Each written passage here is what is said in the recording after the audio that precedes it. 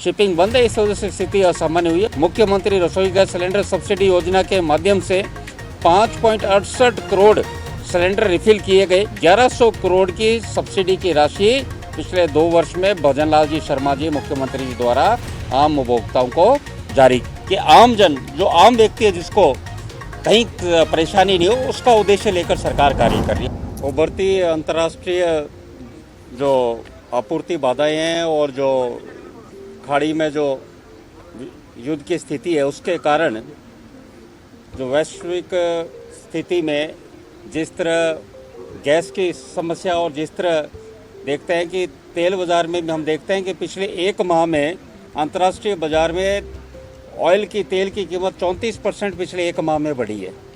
और जिस तरह आपूर्ति में बिल्कुल जो युद्ध की स्थिति के कारण समस्या आ रही है, उसको देखते हुए ऑयल मार्केटिंग कंपनीज़ ने ये निर्देश ये देखते हुए कि आम उपभोक्ता को परेशानी नहीं हो, और सरकार ने भी इसी एक्ट एसेंशियल कमोडिटीज़ एक्ट लागू करते हुए साथ में तेल कंपनीज और रिफाइनरीज को भी आदेश दिया है कि वो घरेलू उपयोग के लिए सिलेंडर में गैस की कमी नहीं है, इसके लिए उत्पादन भी बढ़ाए।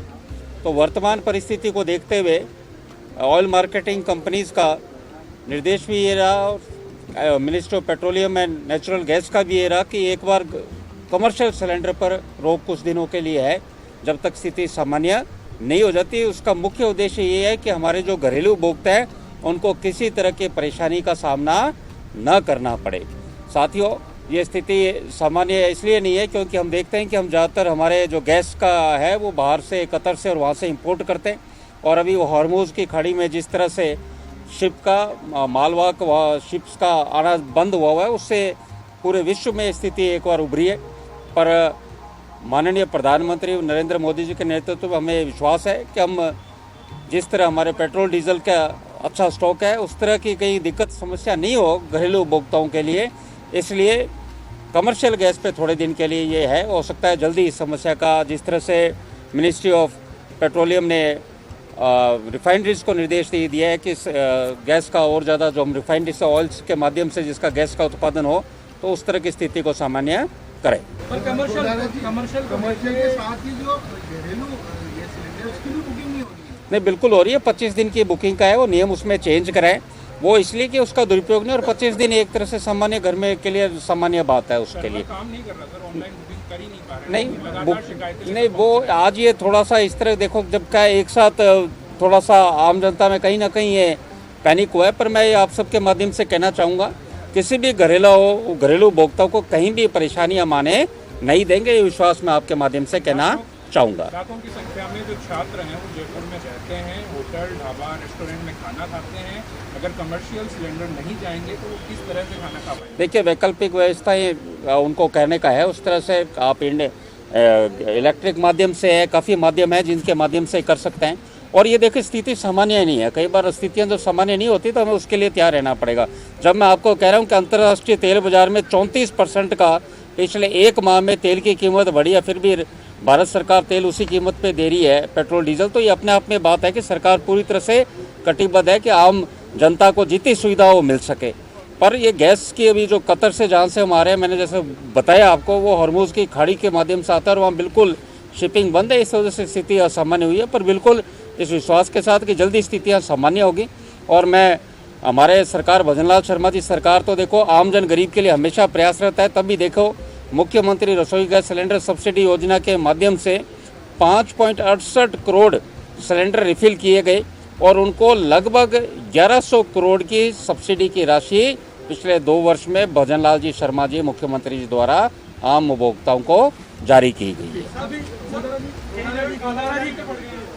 देखिए, उस पर हम पूरी की पूरी सख्ताई बिल्कुल हम लग रहे हैं। और आप लगातार देख रहे हो कि जयपुर में ये तो अभी स्थिति पिछले कुछ 12-13 दिन से, बाकी हम तो रसोई गैस सिलेंडर के दुरुपयोग नहीं, उसके ऊपर लगातार अभियान चल रहा है। और आपके मीडिया साथी भी लगातार प्रमुखता से बात उठा रहे हैं कि उठाते रहे कि हम इसके खिलाफ बिल्कुल जीरो टॉलरेंस पॉलिसी के तहत कि जो कहीं ना कहीं सब्सिडी से सिलेंडर कहीं उसका व्यवसाय पे दुरुपयोग नहीं हो, इसके लिए हम लगातार प्रयासरत हैं। कमर्शियल सिलेंडर के ऊपर भी तालाबंदी हो रही है। प्रधानमंत्री से मिली है, उसके राजनीतिक क्या मायने?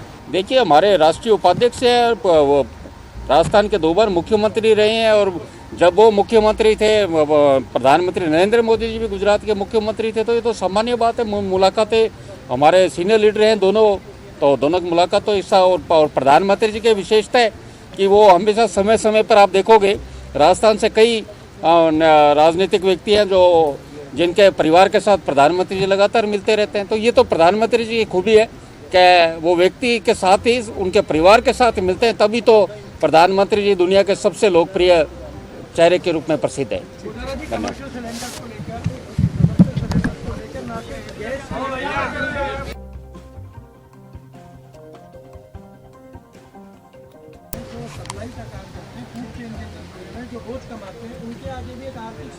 देखिए, मैं कह रहा हूँ, जब स्थिति सामान्य नहीं है अंतर्राष्ट्रीय स्तर पर, तो आप इस चीज़ को मान के चलिए। हम जो प्राथमिकता किस पे करें, घरेलू उपभोक्ताओं के लिए प्राथमिकता, हमारा पहला उद्देश्य है कि आम जन, जो आम व्यक्ति है जिसको कहीं परेशानी नहीं हो, उसका उद्देश्य लेकर सरकार कार्य कर रही है। और मैं आपको माध्यम से आश्वस्त करना चाहूँगा कि कहीं भी हम समस्या नहीं आने देंगे।